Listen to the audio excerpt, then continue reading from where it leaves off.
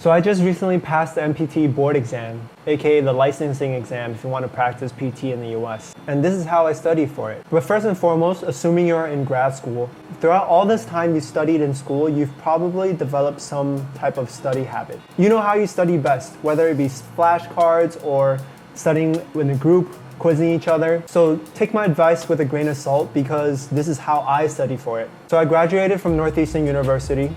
During graduation week, the school held a 2-day score builders course to teach us how to prepare for the exam. And I have to say that was super helpful. The goal of the course was not so much to teach you the content of the exam, but more so it was about teaching you how to prepare for the exam. Before going into this course, I had no idea what the exam was going to be like. So here are some things that I learned at the course. The exam is broken down into 5 sections. Each section has 50 questions. So you have 250 total questions. They're all multiple choice, but one of those sections don't count, but you don't know which one. So you're just gonna treat as if they're all important. You get 5 hours total to complete the test. And after the first 2 sections, you have a scheduled 15-minute break. So that doesn't count towards the total of your 5 hours. And between every section, you can take what's called an unscheduled break.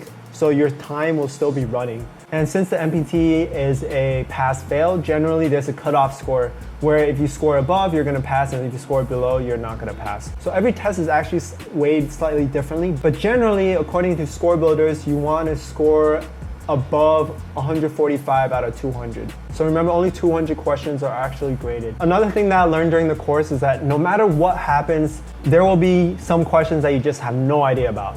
And that's okay. This is a pass-fail and you can afford to get some questions wrong. I'll get to my study plan later in this video, but when I took this course, I did not do any type of studying at all. So by the end of this course, you eventually complete 200 questions. And I thought this was a great way to understand how much I needed to study and how I scored without studying at all. So out of this first practice test, I got 129 questions out of 200 correct. So that's below the recommended 145. So that's around a 64.5%. So that's good to know, but it's okay because I didn't study yet. Now let's get into how I studied for it. So you graduated from PT school. Throughout these 3 years, you took a lot of classes and you probably at this point forgot a lot of things. If you don't use it, you lose it. It's just like muscles. So my study plan was broken down into month 1 and month 2. During this first month, my goal was just to get through the academic materials. So I bought the Score Builders book and I went through all the chapters and all the fill-in-the-blank questions in the back of each chapter. So I took notes as I went through these chapters, and the primary goal basically is just to get you to remember the things you forgot about. And oftentimes you'll find some areas where you're a little bit better at than other areas. And that's okay, so just spend some more time just going through.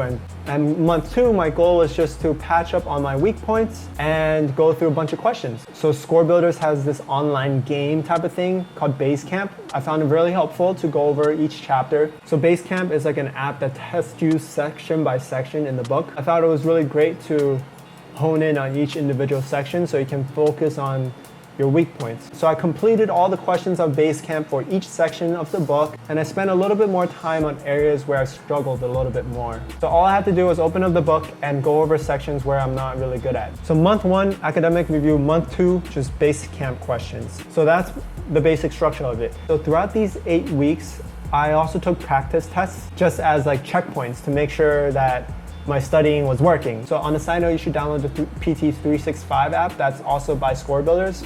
It's an app on your phone where you can just get a free question a day, and you don't even have to do the question. You can just download it right now. The longer you have the app, the more questions you have, because every day you get 1 question. So say you got the app today, you can go back to it months from now and just have a ton of questions. So a couple more nitty-gritty details. So my test was on July 25th.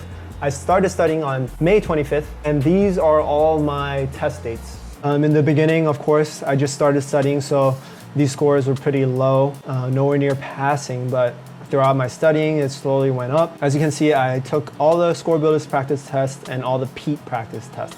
A little side note about what PEAT exams are. So PEAT exams are the most similar to the real thing that you can get because they were made by the board. You'll get 1 practice test and 1 retired test. You just have to pay a fee online, but it's totally worth it because these are the real tests. So like I said, this was the basic framework of my study plan. It's definitely not the perfect plan because you could do a lot more. Some people do like 12-week plans, but I just did an 8-week plan and I thought I was pretty prepared for the exam. Like I said, everybody's journey is a little bit different. I like to study by myself. You know yourself the best. But I just wanted to share my journey of studying for the exam.